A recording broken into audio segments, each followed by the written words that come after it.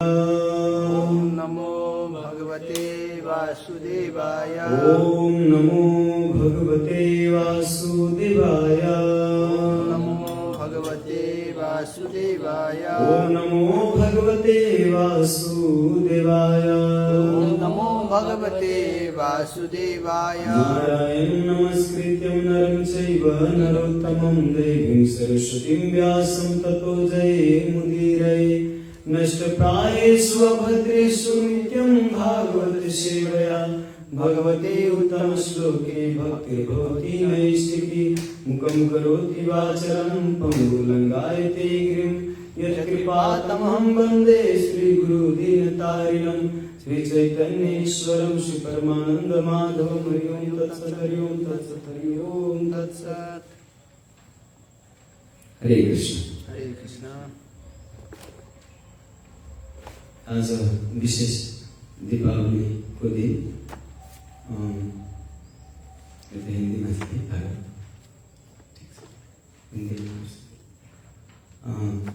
आज विशेष दीपावली के दिन तो हम चर्चा करेंगे स्कंद 3 अध्याय 9 श्लोक संख्या 16 से।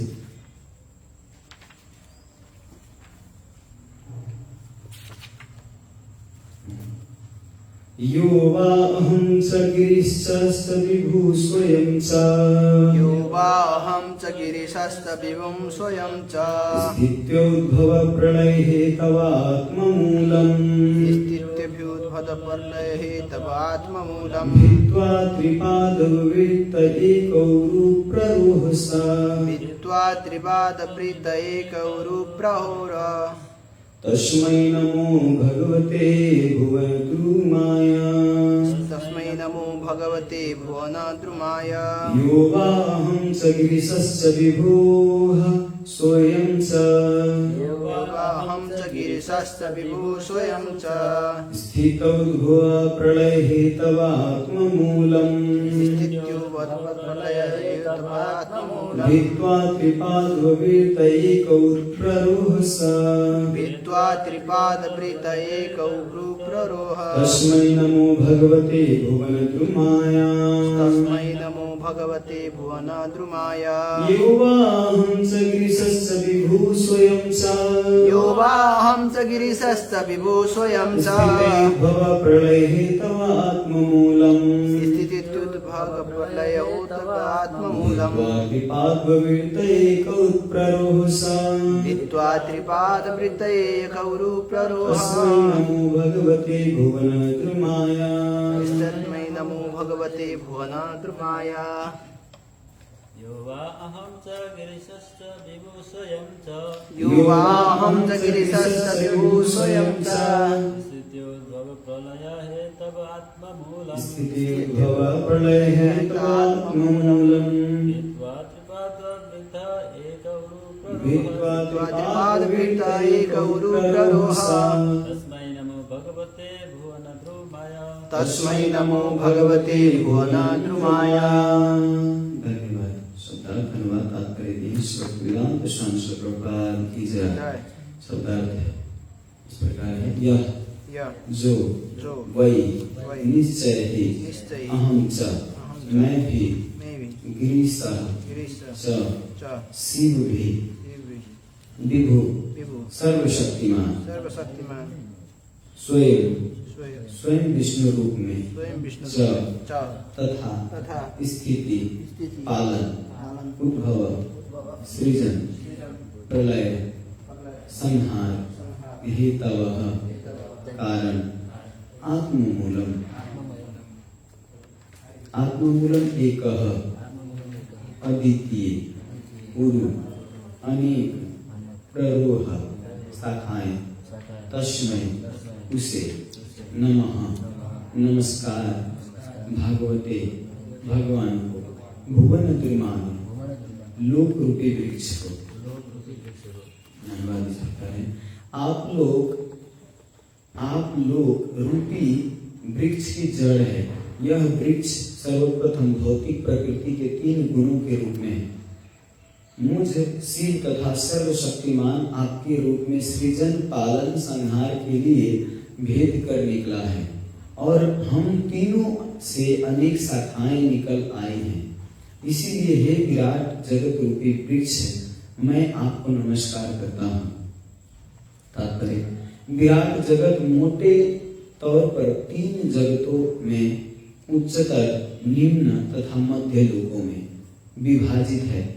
तब परम मूल रूप भगवान के प्राकट्य से यह विराट जगत 14 लोकों में फैल जाता है।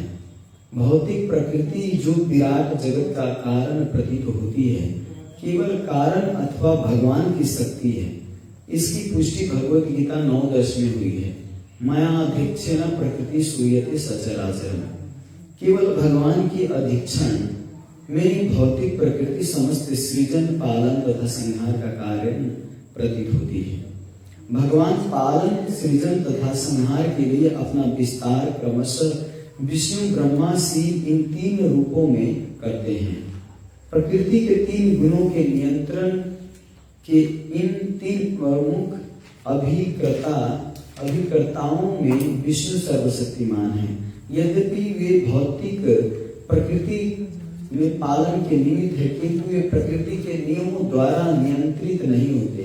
अन्य 2 ब्रह्मा, शिव यद्यपि लगभग विष्णु जितने ही शक्तिशाली हैं, किंतु वे भगवान के भौतिक शक्ति के अधीन होते हैं। भौतिक प्रकृति के कई विभागों में अनेक देवताओं द्वारा नियंत्रित किए जाने वाले विचारधारा मूर्ख सर्वात्मवादी के मन को गंदी उपज है। ईश्वर अद्वय है और समस्त कारणों के कारण है। जिस तरह सरकारी कामकाज के अनेक विभागीय अध्यक्ष होते हैं, उसी तरह ब्रह्मांड के कामकाज की व्यवस्था के लिए अनेक अध्यक्ष हैं। निर्विशेषवादी अल्प ज्ञान के कारण यथारूप वस्तुओं की स्वयं की व्यवस्था में विश्वास नहीं करते, किंतु इस श्लोक में स्पष्ट बताया गया है कि हर वस्तु साकार है, वह निराकार या निर्विशेष नहीं है। प्रस्तावना में हम पहले ही इस बात को व्याख्या कर चुके हैं और इस श्लोक में इसकी पुष्टि हुई है। भौतिक जगत रूपी वृक्ष का वर्णन भगवत गीता में उस अश्वत्थ वृक्ष के रूप में हुआ है जिसकी जड़ें ऊपर को है। जब हम किसी जलाशय के तटवर्ती वृक्ष के प्रतिबिंब को देखते हैं तो हमें ऐसे ही वृक्ष का वास्तविक अनुभव होता है। जल में वृक्ष का प्रतिबिंब इसकी ऊर्ध्वमुखी जड़ों से नीचे लटकता हुआ प्रतीत होता है। जहां जिस सृष्टि रूपी वृक्ष का वर्णन हुआ है वह सत्य का प्रतिबिंब मात्र है और यह सत्य ब्रह्म विष्णु है, पर ब्रह्म विष्णु है। वैकुंठ लोकों की आंतरिक शक्तिमान अभिव्यक्ति के वास्तविक वृक्ष विद्यमान है और भौतिक प्रकृति में प्रतिबिंब वृक्ष इसी वास्तविक वृक्ष का प्रतिबिंब मात्र है। निर्विशेषवादियों का यह सिद्धांत कि ब्रह्म समस्त विविधता से शून्य होता है झूठा है, क्योंकि भगवत गीता में वर्णित प्रतिबिंबित वृक्ष असली वृक्ष के प्रतिबिंब होने के अस्तित्व में स्थित रहता है, जो दिव्य विविधता से पूर्ण है। भगवान विष्णु उस वृक्ष की भी जड़ है। असली तथा मिथ्या दोनों ही वृक्षों की जड़ वही भगवान है, लेकिन मिथ्या वृक्ष असली वृक्ष का विकृत प्रतिबिंब मात्र है। जहां पर ब्रह्मा अपनी ओर से शिव जी की ओर से असली वृक्ष रूप भगवान को नमस्कार कर रहे हैं। श्लोक प्रभुपाद की जय। ओम ज्ञानतिमिरन्धस्य ज्ञानाञ्जनशलाकया चक्षुर्मीलितं येन तस्मै श्रीगुरुवे नमः। श्रीचैतन्यमनोभीष्टं स्थापितं येन भूतले स्वयं रूपकदामयं ददाति सोपदान्तिकम्। वन्देऽहं श्रीगुरो शिवतापदकमलं श्रीगुरु वैष्णवांश श्रीरूपं साग्रजातं सगण रघुनाथान्वितं तं सजीवं साद्वैतं सावधूतं परिजनसहितं कृष्ण चैतन्यदेवं श्रीराधा कृष्णपादान् सगण ललिता श्रीविशाखान्वितांश। हे कृष्णा करुणा सिन्धु दीनबन्धु जगत्पते गोपेश गोपिका कान्त राधा कान्त नमस्तुते। तप्त कांचन गौरांगी राधे वृंदावनेश्वरी वृषभानुसुते देवी प्रणमामि हरिप्रिये वाञ्छाकल्पतरुभ्यश्च कृपा सिन्धुभ्यैव च पतितानां पावनेभ्यो वैष्णवेभ्यो नमो नमः। नमो विष्णुपादाय कृष्णपृष्ठाय भूतले श्रीमते भक्तिवेदान्त स्वामी नामिने। नमस्ते सरस्वती देवी गौरवाणी प्रचारिणे निर्विशेष शून्यवादी पाश्चात्य देश तारिणे। जय श्री कृष्ण चैतन्य प्रभु नित्यानंद श्री अद्वैत गदाधर श्रीवासादि गौर भक्तवृंद। हरे कृष्णा कृष्ण कृष्णा हरे हरे हरे राम राम राम हरे हरे। श्रील प्रभुपाद की जय। तो वास्तव में उत्सव हमारे जीवन में आता क्यों है? दीपावली, छठ, गोवर्धन पूजा, जन्माष्टमी, गोवर्धन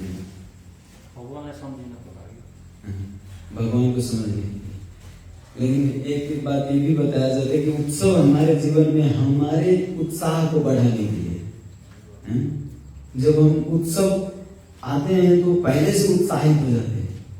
अब जन्माष्टमी आने वाले हम लोगों के लिए सबसे ज्यादा उत्साह आता है जब जन्माष्टमी आते हैं, गुरु पूर्णिमा। लेकिन फिर भी दीपावली भी कम नहीं है। दीपावली भी आने से पहले सबको उत्साह रहता है। लेकिन वैष्णव के लिए विशेष अपने आराध्य देव की प्रतीक्षा रहती है। आराध्य देव के जन्मदिन उस दिन और ज्यादा उत्साह रहती है। 1 महीना 3 महीना पहले से प्लानिंग शुरू हो जाता है। और भौतिकवादी व्यक्ति हैं जो चाहते हैं कि केवल धन चाहे, तो केवल धन की चाहना है, तो 1 महीना पहले से तैयारी करते हैं, मतलब पूजा के, लक्ष्मी पूजा के। और देखिए, पूजा करना गलत नहीं है, यहाँ पे मैं ऐसा नहीं कह रहा हूँ कि भौतिकवादी व्यक्ति गलत हो। मैं उनका इंटेंशन क्या है पीछे, ये गलत होता है। उनको केवल लक्ष्मी जी की अच्छा से पूजा करें, उनसे धन प्राप्त करें। उनका मोटिव ये नहीं होता कि उनकी पूजा, वो उनको पूजा करके उनसे धन लेना चाहते, एक तरह से व्यापार की तरह करते। तो इसीलिए वैष्णव के लिए दीपावली के दिन वास्तव में क्या क्या करना चाहिए। बाहर के लोग तो अपने हिसाब से तो करते ही हैं। सुबह उठते हैं, नहाते हैं, अपना लीप पोत करते होंगे, सफाई करते होंगे, पहले से सफाई करके रखते हैं। लेकिन उस दिन दीपावली के दिन विशेष और ज्यादा अच्छा से गाय के गोबर से लीप पोत के अच्छा से करते हैं। लेकिन वैष्णवों के लिए बताया गया है कि प्रभुपाद जी ने तो दिया है वास्तव में वैष्णवों के लिए क्या करना चाहिए। सुबह मंगल आरती उठ के जप करना, इसके बाद गुरु पूजा करना, इसके बाद श्रीमद् भागवतम का पाठ करना, अध्ययन करना, श्रवण करना। पाठ करना, श्रवण करना सब एक ही में पड़ता है। तो ये दिन भर कृष्ण कॉन्शियसनेस रहना, कम से कम और दिन ना भी हो तो दीपावली के दिन कम से कम रहना चाहिए। तो यहाँ पे हरि सूर्य जी के टीका से हम आज वास्तव में सुनेंगे कि दीपावली के दिन वैष्णवों के लिए दामोदर लीला कैसे श्रवण करनी चाहिए। और सारे आचार्य हैं, बहुत विश्वनाथ चतुर्थी ठाकुर हैं और भी आचार्य बहुत हैं। लेकिन विशेष नासिक में जन्म लिए थे हरि सूर्य जी, तो उनके बारे में, उनके टीका के बारे में, दामोदर लीला के ऊपर क्या कहते हैं। और वास्तव में बताया गया है कि दामोदर लीला जो है ये दीपावली के दिन घटना हुआ था, ये दीपावली के दिन लीला हुआ था। तो और सबके लिए सब कुछ हो, लेकिन दीपावली के दिन वैष्णव लोग ये दामोदर लीला ही श्रवण करते हैं, पाठ करते हैं। अगर आप अपने घर पे पढ़ना चाहते हैं तो 10वें स्कंद के 9 अध्याय आप पढ़ सकते हो। उसमें 9-10 में नलकुबेर, 10 में नलकुबेर मणिग्रीव का, 9 में दामोदर लीला बंधन का वर्णन है। तो ये जो हरि सूर्य जी हैं, इनके बारे में पहले सुन लेते हैं। ये नासिक में रहते थे। इनको गांव में सब हरि बाबा शास्त्री कह के बुलाते थे, क्योंकि हरि बाबा शास्त्री गांव में एक साधु व्यक्ति थे, तो हरि बाबा शास्त्री कह के सब कहते थे। इनका सुबह से लेकर शाम तक शेड्यूल पैक रहता था। जैसे भक्ति विनोद ठाकुर के हम श्रवण करते हैं, उनका एक शेड्यूल पैक रहता था। कब बुक लिखना है, कब मंगला आरती करना है, कब ऑफिस जाना है, तो सब उनका शेड्यूल रहता था। उसी तरह हरि बाबा शास्त्री जो हरि सूरीदास जी हैं, तो ये तुकाराम आप सुनेंगे, तुकाराम जी के संप्रदाय में आते हैं हरि बाबा शास्त्री, जो हरीश्वरी जी बाद में हुए। तो इनका सुबह सुबह गायत्री करना और सहस्त्र विष्णु नाम का पाठ करना इनका नित्य कर्म था। सहस्त्र विष्णु पाठ और एक स्कंद का पाठ संस्कृत में पाठ करना एवरीडे, हर एक दिन वो पाठ करते थे और इसके बाद ही प्रसाद लेते थे। इनका रोज का नियम था। तो 12 साल तक हरि सूरी जी ये कार्य की सेवा की। ये ऐसे तो जीवन भर प्रण लिए थे कि मैं जीवन भर करूंगा, लेकिन 12 साल के बाद गौशाला, एक गौ माता की भी सेवा करते थे। गौशाला में रहते, गौशाला की सेवा, गौ माता की सेवा करते थे। तो गौशाला में भगवान 12 साल के बाद हरि सूरी जी को दर्शन दिए, साक्षात दर्शन दिए और उनको बोले कि 10वें स्कंद पे, जो वेदव्यास जी लिखे 10वें स्कंद पे आप टीका लिखो, जो आपने सेवा किया है, जो माधुर्य है उसके बारे में बताओ और आप लिखो, मैं आपको मदद करूंगा। तो उस समय जैसे कविराज गोस्वामी चैतन्य चरितामृत लिखने से पहले उनका शरीर पूरा जीर्ण हो गया था, लेकिन जीर्ण होते हुए भी आदेश मिला गुरु को, तो वो लेखन कार्य की। उसी तरह यहाँ पे हरीश्वरी जी का कोई नाम कमाने की कोई ऐसी इच्छा नहीं थी, लेकिन फिर भी भगवान की आज्ञा है, इसीलिए उन्होंने 10वें स्कंद पे टीका लिखी। एक श्लोक पे कथा नाट्य अनुसार, और भी जितने आचार्य हैं सब आचार्य टीका लिखे हैं आपको, जैसे प्रभुपाद जी तात्पर्य लिखे हैं परफेक्ट, तो ऐसे नहीं। हरीश्वरी जी काव्य अनुसार लिखे, कविता में, कविता रूप में टीका लिखे, कविता लिखते हैं। तो उन्होंने वास्तव में इस पर बहुत गंभीर टीका लिखे हैं। तो एक श्लोक के गुरु महाराज परम पूज्य राधा गोविंद गोस्वामी गुरु महाराज एक महीना तक लगभग चर्चा करते थे, एक श्लोक पे, पहले गांव में। लेकिन जब कथा होता तो कथा में उन्होंने हरीश्वरी जी के ही टीका के अनुसार वो वर्णन करते थे और बताते कि वास्तव में हरीश्वरी जी कितने महान भक्त हैं। तो दीपावली के दिन की घटना जो है, आप लोग को पता है कि एक दिन पहले, दीपावली के दिन से एक दिन पहले भगवान कृष्ण ब्रह्मांड लीला किए थे, मुख में ब्रह्मांड को धारण किए थे और यशोदा मैया को दिखाए थे। तो दूसरे ही दिन दामोदर लीला फिर हुई। पहले दिन मुख में ब्रह्मांड लीला किए और दूसरे दिन दामोदर लीला किए। तो ब्रह्मांड लीला करते समय यशोदा मैया के अंदर ईश्वरीय भाव आ गया थोड़ा सा। तो भगवान को लगने लगा कि कहीं ईश्वरीय भाव में हमको ईश्वर न मानने लग जाए, इसीलिए एक नटखटपन कोई लीला करना है। ब्रह्मांड दिखाया तो हो सकता है कहीं कोई बता दे या कहीं विश्वास कर ले कि मैं ईश्वर हूँ, तो ये वात्सल्य जो प्रेम है ये छूट जाएगा। इसीलिए भगवान ने दूसरे ही दिन ये दामोदर लीला की। और बताया जाता है कि जब यशोदा मैया सुबह सुबह देखी दीपावली के दिन कि सारी दासियां अपने अपने कामों में लगते हैं। एकदा गृहदा शिशु यशोदानंद की, तो यशोदा कि जितनी भी दासियां थी सब अपने अपने कार्य में लग गई थी। और यशोदा मैया चाहती रही थी, पहले से सोच रही थी कि मेरी लाला जो है धीरे धीरे चोरी का ये जो ज्यादा क्या कहते हैं उलाहना आ रही है ना गोपियों से, तो इसीलिए हमको इनके लिए अपने खुद से माखन बनाना है। यशोदा में इसलिए पद्मा गंधा गाय के दूध और सुरभि गाय के दूध 4-5 गैया थी, विशेष गैया थी, तो उसी गाय के दूध से ही माखन बनाते थे भगवान के लिए। तो उस दिन जमा करके रखे और भगवान बेड पर आराम से सो रहे थे और भगवान तो सो रहे थे, इधर यशोदा मैया ठेकी में अपना माखन बना रही थी। तो उस समय दीपावली के दिन यशोदा मैया कृष्ण के लिए कौन सा गीत गा रही थी, ऐसे भी गोपाल चंद्र में वर्णन है। कौन सा गीत गा रहे थे कृष्ण के लिए, तो ये गीत मैं आपको सुनाता हूँ। आप लोग सुना चाहते हैं कौन सा गीत? एग्जैक्टली जो है वही गीत है, जो यशोदा मैया गा रही थी वही।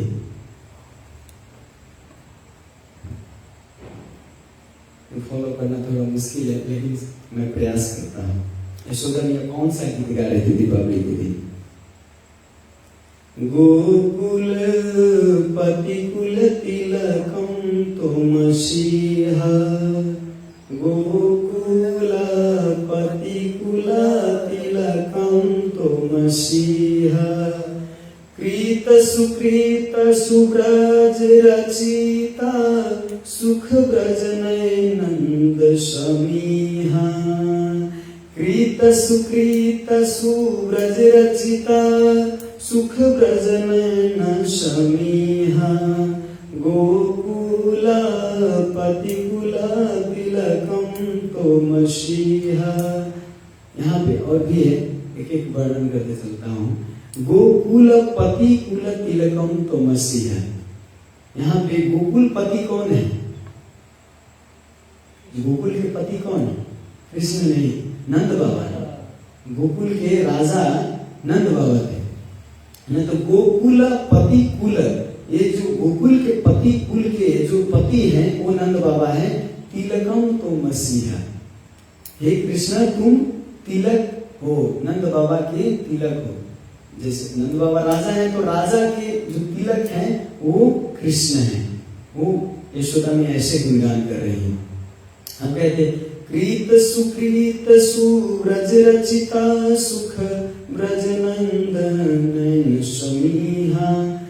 यहाँ पे कहते कृत जितने भी कार्य करते हैं, सुकृत उनके पास जितने भी सुकृति है, सुब्रज रचित और ब्रज में जितने भी व्यक्ति हैं, सुख ब्रज वो सुख प्राप्त करते, नयन नंद समीहा, और सबको नयन के सुख का जो अनुभव है वो कृष्ण है, तुम ही हो।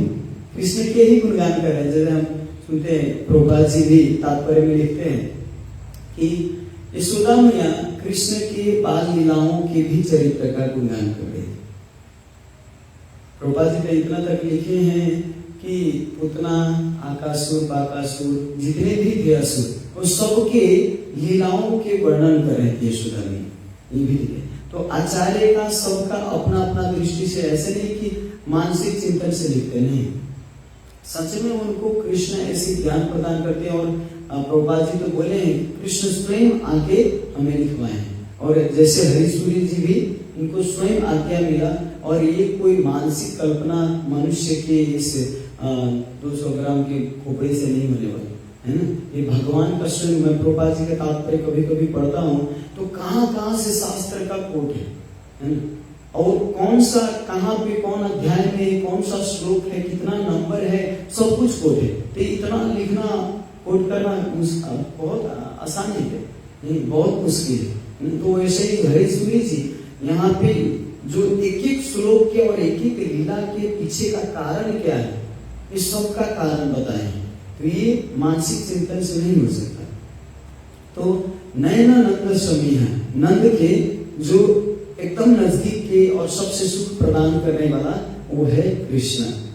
अब कहते हैं आनंद उद्भव जन्म महोत्सव नंदित गोप समाज, आनंद उद्भव जन्म महोत्सव नंदित गोप समाज। आनंद उद्भव जन्म महोत्सव, जब तुम जन्म लिए, माँ जैसे गांव घर में देखते हैं, आपके बारे में कहते तुम जब जन्म लिए तब तो क्या कहते हैं, गांव में बहुत बड़ा फेस्टिवल हुआ था, या ऐसे जन्मदिन मनाए थे, ऐसे वर्णन करते माँ आपको बताते। तो वैसे यहाँ पे यशोदा मैया कृष्ण के आनंद उद्भव जन्म महोत्सव, जब तुम्हारा जन्म हुआ तो खूब आनंद से भर गया पूरा गोकुल, और जन्म महोत्सव पूरा बड़े भव्य से मनाया गया। नंदित गोप समाज, और पूरा आनंदित थे गोप समाज, जितने गोप समाज थे, ब्रज के जितने ब्रजवासी थे, सब आनंद से भरे हुए थे जब तुम जन्म लिए। और यशोदा ने जो देखी उसी के बारे में चर्चा करेगी ना। अभी पुतना का वध भी देखी थी, कासुर के भी देखी थी, तो उनके बारे में भी प्रभुपाद जी लिखे, तो उनका भी वर्णन किया। वैसे यहाँ पे जो जन्म के बारे में बता रहे हैं कि जन्म का कैसे उत्सव मनाए थे। अब कहते हैं पूतलिकामृति नव मंगल कृति बलैति गोकुल राज। पूतलिकामृति नव मंगल कृति, और पूतना को मारे, यहाँ पे पूतना के बारे में बताया, पूतना को मार के नव मंगल कृति। माता पिता के लिए सबसे बड़ा खुशी की खबर क्या है? पुत्र एक बड़े असुर को मार दिया और पुत्र एकदम आनंद में है, कुछ हुआ नहीं है पुत्र को, तो यशोदा माता पिता के लिए सबसे बड़ी खुशी की बात है ना। किसी को पुत्र बहुत बड़ा क्या कहते हैं मरने वाले स्थिति से बच गए, तो वो तो सबसे बड़ा खुशी है उनके माता पिता के। तो यशोदा मैया ने नव मंगल कृति, पुतना को मार के पूरा ब्रज में नव मंगल बना दिए। और पुतना जब मरी तो ऐसा नहीं कि गंध फैला हुआ था।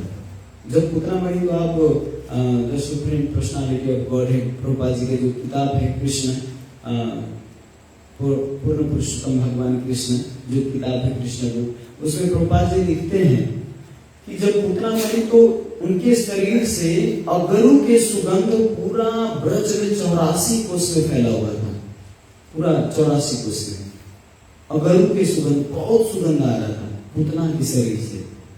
तो इसीलिए नव मंगल कृति। कोई साधारण भगवान के लीला में कोई साधारण पार्षद लोग ऐसे ज्वाइन नहीं होते, बद्ध जीव ज्वाइन नहीं होते, उसमें भाग नहीं लेते, है ना। उसमें जो नित्य पार्षद है वही केवल उसमें जाते हैं भगवान के लीला में। तो नव मंगल कृति बलैत गोकुल राजा, और गोकुल के जो बलैत है वो भी आप ही, क्योंकि कुछ भी होता गोकुल समाज में तो केवल कृष्ण को ही याद करते, है ना। अगर आग लग गया तो कृष्ण त्राहि माम करते थे, कृष्ण तुम ही हो मेरे सर्वेश्वर, तुम ही बचाओ। और कृष्ण तुरंत आके और आंख बंद करने के लिए कहते सारा आग पी जाते भगवान। तो ब्रजवासी के लिए हर समय बलैत, सबसे बड़ा बलवान कृष्ण ही थे हर समय। वैसे बलराम जी के साथ में बलराम है, लेकिन फिर भी कृष्ण को ही बुलाते थे, क्योंकि जहां पे कृष्ण वहां पे बलराम, है ना। कभी कभी बलराम जी नहीं जाते थे, जैसे कभी कभी गाय चराने जाते तो बलराम जी से दूर रहना चाहते भगवान कृष्ण। क्यों? क्योंकि ये ढांकते हैं, जैसे मैं माला लगाता हूँ या अपने साथियों के साथ खेलता हूँ तो खेलने भी नहीं देते, इसीलिए इनसे थोड़ा दूर ही रहना चाहते थे। और कभी कभी फंसा भी देते हैं, यशोदा मैया को जाके कंप्लेन कर देते, ये मिट्टी खाता है, ये करता है। तो इसीलिए भगवान कृष्ण चाहते कि मैं खुला खेलूं। और कभी कभी बलराम जी के साथ भी खेलते, लेकिन बलराम जी को यशोदा मैया बता के रखते कि देखना कहीं यमुना में ना चला जाए, कहीं अंदर जाके डूब न जाए, या बड़ा पेड़ पर चढ़े तो कहीं ऊपर से गिर जाएगा, तो इसीलिए पेड़ पर भी मत चढ़ने देना, और अकेले मत छोड़ना, नहीं तो कहीं इधर से बाघ आ जाए, सियाल आ जाए तो कुछ कर दे, इसीलिए अकेले मत छोड़ना। तो बलराम जी को नहीं छोड़ना चाहते थे, लेकिन कृष्ण कभी कभी दूर हो जाते थे। तो ये भगवान कृष्ण अपने साथियों के साथ लीला करने के लिए अब कहते हैं त्रिभुवन दर्शन विस्मयमर्शन निश्चित वैष्णव माया। त्रिभुवन दर्शन, और ये इसके बाद क्या वो त्रिभुवन के दर्शन करने के लिए ऐसी लीला हुई, और विस्मयमर्शन, सब विस्मय हो गए, आश्चर्यचकित हो गए, ये क्या हुआ। निश्चित वैष्णव माया, और ये वास्तव में वैष्णवों के लिए ही ये लीला की है। मैंने कहा शुरू में ही कि दामोदर लीला जो है ये दीपावली के दिन, विशेष वैष्णवों के लिए दीपावली के दिन ये दामोदर लीला श्रवण करनी चाहिए। यहाँ पे पूरा प्रमाण है, निश्चित वैष्णव माया, ये केवल वैष्णव के लिए ही किया गया है लीला। अब वैसे सुन सकते हैं भौतिकवादी लोग भी, लेकिन फिर भी वैष्णव इस लीला को जितना रस पान कर सकता है उतना दूसरा नहीं कर सकता। उनको तो लगेगा अरे भगवान होके चोरी करता है, माखन चोरी कर, इनके पास 9 लाख गाड़ियां थी, लेकिन फिर भी ये चोरी करता है, ये विश्व को क्या सिखाना चाहते हैं। कभी कभी नास्तिक लोग ये भी कहते हैं कि भगवान पूर्ण है, तो भगवान को ये सब क्यों चाहिए पूजा चाहिए?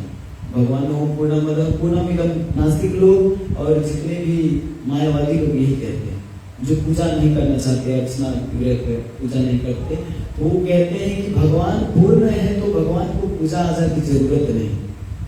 अरे भगवान तो पूर्ण है, भगवान को जरूरत नहीं, लेकिन हमको जरूरत है ना। जैसे समुद्र में जल भरा हुआ है, समुद्र को जल की आवश्यकता नहीं, लेकिन समुद्र में जाते तो उन्हीं का जल लेके उन्हीं को अर्पण करते हैं। गंगा जी में जाते तो गंगा जी के पास तो बहुत सारे जल है ना, जल से ही भरा हुआ है, लेकिन उन्हीं का जल लेके ओम गंगे नमः, उन्हीं का जल, तो जल उनकी कमी थोड़ी है। तो हम उनको केवल एक भाव प्रकट करते हैं कि हमारे पास कुछ है नहीं चढ़ाने के लिए, आपको फूल और ये जल कम से कम आप स्वीकार कीजिए। तो ऐसे ही भगवान के पास तो सारा संपत्ति, सारा कुछ तो भगवान का ही है, लेकिन भगवान के ही संपत्ति में से हम भगवान का ही, लेकिन भगवान को नहीं देना चाहते, है ना। भगवान का ही संपत्ति भगवान को देना नहीं चाहते। अभी उस दिन गार्डन में मैं फूल लेने गया था कि दीजिए मंदिर के लिए रुकेंगे तो आपका फूल कई दिनों तक, कई महीनों तक चढ़ेगा। कोई एक दिन फूल देता है तो शाम को झड़ जाता है, लेकिन आप अगर गार्डन में से कुछ वृक्ष देके फूल का पेड़ देंगे तो उसमें से तो कई दिन चलेगा, कई महीनों चलेगा, हो सकता है सालों चले, है ना। तो ऐसा दीजिए। तो कहते हैं भगवान ने कहाँ लिखा है कि ये फूल देना है? कहाँ बोले? मैंने बोला पत्रम पुष्पम फलम, तो बोले आपको किसने बोला है भगवान हमसे लेने के लिए? अब क्या कहते हैं नास्तिक लोगों को कोई जवाब ही नहीं है, क्या वो कह सकते उसको? वो कहते आपको कौन आदेश दिया कि हमसे लेने? भगवान बोले आपको लेने, बोले हमको नहीं बोले तो भगवान बोले तो आप स्वयं तो देने नहीं आते ना वहां, आप स्वयं देने आते तो मैं आपसे लेने नहीं आता। तो कैसे भी बहाना बना के आदमी मोड़ना चाहते, सेवा नहीं करने की इच्छा, तो बहाना बनाते हैं कि नहीं भगवान कहाँ बोले। लेकिन वास्तव में वैष्णव जो है, वैष्णव हर समय हर परिस्थिति में भगवान की कैसा भी गंभीर लीला हो, थोड़ा कठिन भी हो, भगवान की विरोधाभास लीला हो, फिर भी समझ सकते। समझते हैं विरोधाभास लीला, धर्म विरुद्ध आश्रय लीला है। दामोदर जो लीला है धर्म विरुद्ध आश्रय, बड़े बड़े चक्कर खा जाते हैं कि ये पूर्ण पुरुषोत्तम भगवान आके ऐसे चोरी लीला क्यों कर रहे हैं। मानिए यहाँ पे केपी ओली आके और क्या कहते हैं फटा हुआ कुर्ता लगा के और यहाँ पे डस्टबिन सफा करने लग जाए, तो आप विश्वास करेंगे केपी ओली? आप कहेंगे कोई बूढ़ा आदमी उन्हीं के फेस जैसा होगा कोई, है? या मोदी आ जाए और यहाँ पे सफाई करने गाय चराए और बकरी चराए, तो आप मोदी को विश्वास, मोदी जैसा फेस होगा उनका, वो मोदी थोड़ी होगा, तो विश्वास नहीं करेंगे। क्योंकि भगवान अनंत कोटि ब्रह्मांड की संपत्ति है उनके पास है। लक्ष्मी सहस्त्र शत संभ्रम सिद्ध्यमानम गोविंदमादि पुरुषम तमहं भजामि। लाखों लाखों लक्ष्मियां उनकी सेवा करते हैं, और वो लक्ष्मी की सेवा करने वाले गाय चराने हैं, सखाओं के जूठन खाते। तो ये देख के आदमी वास्तव में ज्ञान होते हुए भी भ्रमित हो जाते, सच में कैसा भगवान है। ब्रह्मा जी का 4 सिर था, चारों सिर चक्कर खा गया, समझ में नहीं आ रहा था कि सच में भगवान ऐसे मिला करे। तो किसी के लिए भी मुश्किल है, हमें तो मुश्किल है शुरू है, भगवान पे विश्वास होता ही कि वास्तव में ऐसे लीला कर सकते हैं। हमारे 10 नियम में, 10 अपराध में एक नियम ये भी है कि गुरु की अवज्ञा करना, गुरु को साधारण मनुष्य समझना, है ना। लेकिन हमको लग रहा था अरे गुरु को साधारण मनुष्य समझने के लिए तो कोई थोड़ी समझे, ये तो सामान्य बात है। गुरु को तो वास्तव में भगवान सर ही समझना चाहिए, मानना चाहिए। लेकिन हमको पता चला गुरु महाराज के साथ रह के कि वास्तव में गुरु को सामान्य मनुष्य नहीं समझना, तब पता चला कि गुरु को नहीं समझना चाहिए। वहां पे समझ में आता है कि सच में मनुष्य जैसा व्यवहार करें, आपको रिस्पेक्ट ही नहीं रहे, साथ में रहते हैं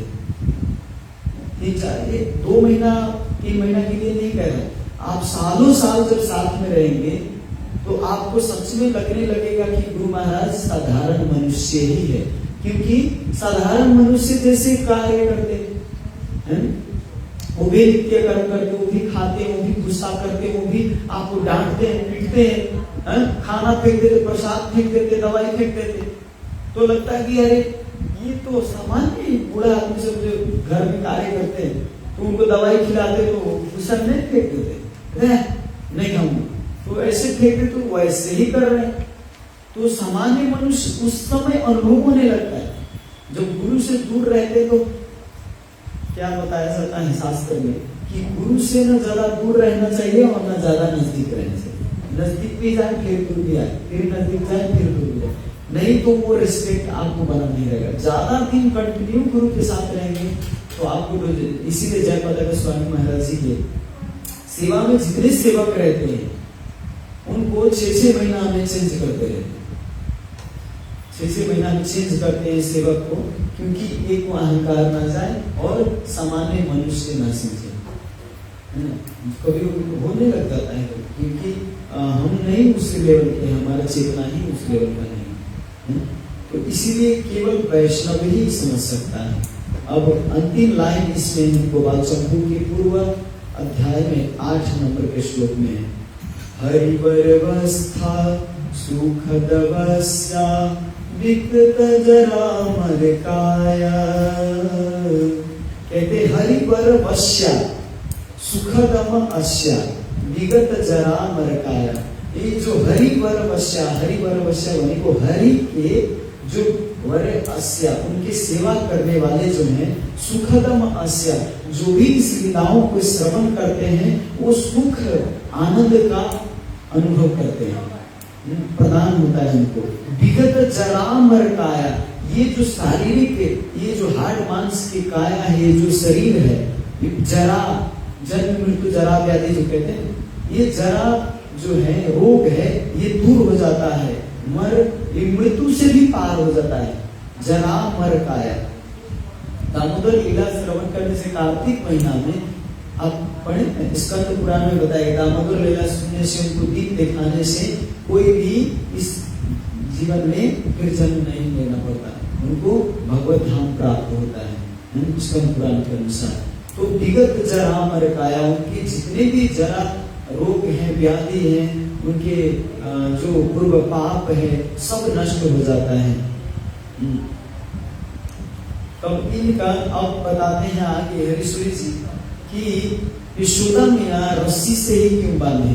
बाद में आपने तो सुना है कि कैसे वहां पे पकड़ के और ले जाते हैं, जो माखन चोरी करने जाते हैं तो यशोदा मैया चोरी के बदले उनको पकड़ के बांधते हैं। तो रस्सी से क्यों बांधते हैं? संस्कृत में यहाँ पे रस्सी को 2 अर्थ बताए हैं, गुण कहते हैं, एक गुण भी कहा जाता है रस्सी का। तो गुण का अर्थ होता है, तीनों गुण भी आए, सतोगुणी, रजोगुणी, तमोगुणी, तो ये 3 गुण भी हैं और रस्सी भी है। तो ये 3 गुण से यहाँ पे हरिश्वरी जी कह रहे हैं 3 गुण से भगवान को बांधे। अगर 3 गुण से नहीं बांधते तो वहां पे क्रोध कैसे आता भगवान है, वहां पे क्या कहते हैं, आक्रोश, लोभ कैसे आता उनको? 3 गुण में है तभी तो आया ना। तो 3 गुण से बांधे, रस्सी से भी बांधे थे और ऐसा कहा जाता है प्रेम से भी बांधे थे और 3 गुण से भी बांध दिए थे वहां पर यशोदा मैया ने।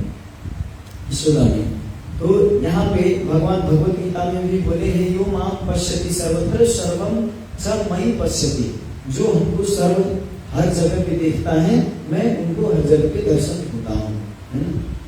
तो यहाँ पे भगवान आके पहले तो बांधने से पहले आता है कि भगवान तो मथानी पकड़े थे, तो मथानी पकड़ने का भी अर्थ ये बताते हैं कि डायरेक्ट अपने भक्तों के कर्म को रोक दिए। आप कॉलेज पढ़ रहे हैं, आपका जॉब था, लेकिन डायरेक्ट भगवान एंट्री किया आपके लाइफ, है ना, और लाइफ में एंट्री किए, भगवत गीता पढ़ लिया आपने, पता चल गया कि जीवन का उद्देश्य क्या है, सारा जॉब सब छोड़ दिए और डायरेक्ट ज्वाइन होंगे, है ना। तो आप सोचते होंगे मैंने तो अपना कर्म तो छोड़ दिया, अपना कर्म तो रोक दिया। यशोदा मैया के यहाँ पे कर्म रोक दिए, मथानी से मथ रहे थे, ये कर्म करना ही रोक दिए, पहला मथानी ही पकड़े। और भगवान यहाँ पे ये दिखाते हैं कि मैं अपने भक्तों के कर्म रोक देता हूँ, फिर भी उनके जीवन में कुछ कमी नहीं होता है। वो हमेशा हमारे आनंद में डूबता रहता है। तो आप आनंदित है ना, जॉब छोड़ दिए, सारा कुछ छोड़ दिए, मंदिर ज्वाइन कर लिए, पैसा पहले से कम ही होता होगा, हो सकता है ज्यादा भी हो, लेकिन फिर भी भक्ति में जो आनंद है वो बाहर आनंद नहीं है। तो भगवान आपके जीवन में हो सकता है माता पिता के ऊपर आपका कर्म हो, कर्तव्य हो, आपके भाई के प्रति, आपके परिवार के प्रति, लेकिन भगवान जब एंट्री करते हैं तो सारा कर्तव्य मुड़ जाता है भगवान की तरफ। ऐसा बताया जाता है शास्त्र में कि जिनके पास पुत्र नहीं हो वो पूत नामक नरक में जाता है? लेकिन ये वैष्णव में लागू नहीं होता। फिर वैष्णव में क्या होता है, जो भगवान को समर्पण कर दिए वो फिर केवल भगवान के ही लिए कर्तव्य रह जाता है पूर्ण रूप से। मैं पूर्ण रूप की बात कर रहा हूँ, शुद्ध भक्ति की बात। अगर पूर्ण रूप से शरणागत हो, जैसे चैतन्य महाप्रभु तो 24 वर्ष की उम्र में छोड़ दिए, विवाह किए और कुछ ही दिन में छोड़ दिए। तो यहाँ पे परम कर्तव्य भगवान के लिए पारकाष्ठ वैराग्य दिखाए चैतन्य महाप्रभु, अपनी पत्नी को छोड़ के, अपने परिवार को छोड़ के। तो कई वैष्णव को होता है कभी पुत्र नहीं होता, तो उनको टेंशन नहीं देनी। वास्तव में पुत्र संतान उसी को होता है, ये तो कहना नहीं चाहिए लेकिन फिर भी आप सुन लीजिए। पुत्र उसी को होता है जिनको पूर्व जन्म के कर्म उनके ऊपर ऋण रहता है ना। ये पता है आपका पुत्र जो है ना, ये पुत्र का आपने ऋण लिया होगा, इनका तीरा नहीं होगा, इसीलिए इस जन्म में आपको सेवा कर करके पैंट किलो शर्ट किलो इनका पोषा करो, दिन रात सेवा कर करके आपका ऋण चुकता करो। भगवान एक भी ऋण नहीं छोड़ते, कैसे न कैसे ऋण चुकता करना ही पड़ता है भगवान।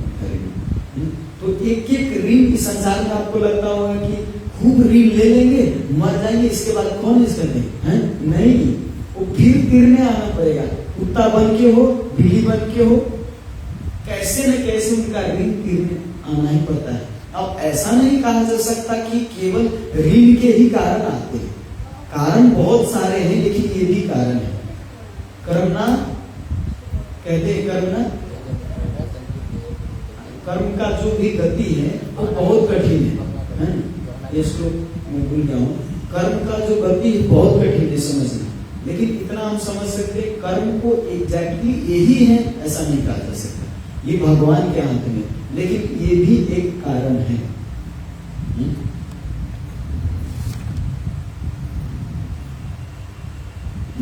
और यहाँ पे पूर्ण कामो अहम भूयो भक्त आहम स्पृह स्मृति प्रस्तुति कर्तु सत्य कामो बभूवस। भगवान कहते हैं मैं पूर्ण हूँ, लेकिन जो भक्त मेरी सेवा में आता है, मेरा गुण गाता है, मैं उनके साथ रमन करके रस पान करता हूँ। यशोदा मैया के साथ वास्तव में रमन करके रस पान कर रहे थे, भगवान कृष्ण लीला कर रहे थे। नहीं तो भगवान को जरूरत नहीं था ये रस पान करने की, बादशाह वहीं पर एक माँ बना ले, वहीं पर माँ ऐसे नित्य माँ है ही भगवान के। लेकिन यहाँ पर लीला कर रहा है कि भगवान के लिए जो छोड़ता है उनके साथ भगवान भी आ जाते हैं रमन करने के लिए। तो यहाँ तक हम कारण सुने, और इसके बाद अब हो तो दूसरी बार हम सुन सकते हैं कि कार्तिक महीने में बहुत देर बात है, समय भी हो चुका है। किसी का कोई कार्तिक प्रश्न पूछ सकते। हरे कृष्ण। स्वप्रभुपाद की जय, श्रीमद् भागवत महापुराण की जय, श्री दामोदर भगवान की जय। भागवत